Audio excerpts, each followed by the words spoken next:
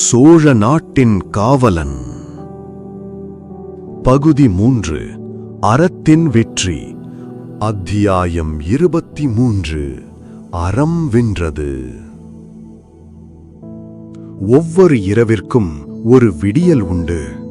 ஒவ்வொரு புயலுக்கும் ஒரு அமைதி உண்டு.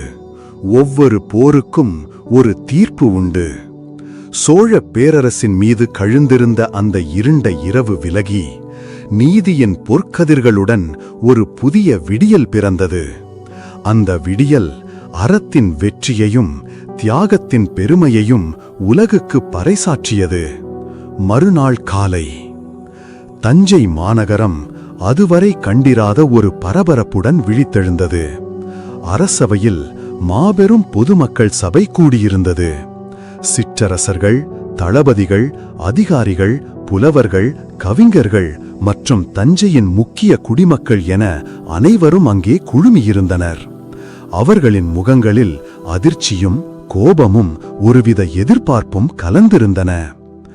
அரசபையின் மையத்தில் குற்றவாளிகளுக்கான கூண்டில் தலைமை அமைச்சர் விக்ரமகேசரியும் பழுவேட்டரையர் தலைவர் ஆதித்த பராந்தகரும் அவர்களுக்கு துணை போன மற்ற துரோகிகளும் தலைகுனிந்து நின்றிருந்தனர்.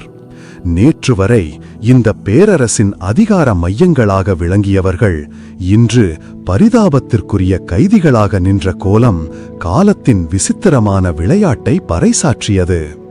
மாமன்னர் ராஜராசர் இளவரசர் இராசேந்திரனுடன் அவைக்குள் நுழைந்தபோது மொத்த சபையும் எழுந்து நின்று சோழ பேரரசர் வாழ்க, இளவரசர் வாழ்க என்று விண்ணதிர முழங்கியது. மாமன்னர் தன் சிம்மாசனத்தில் அமர்ந்தார். அவர் முகம் ஒரு தூய நீரோடையைப் போல அமைதியாக ஆனால் உறுதியாக இருந்தது. தலைமை நீதிபதி எழுந்து துரோகிகளின் குற்றப்பத்திரிகையை வாசிக்கத் தொடங்கினார்.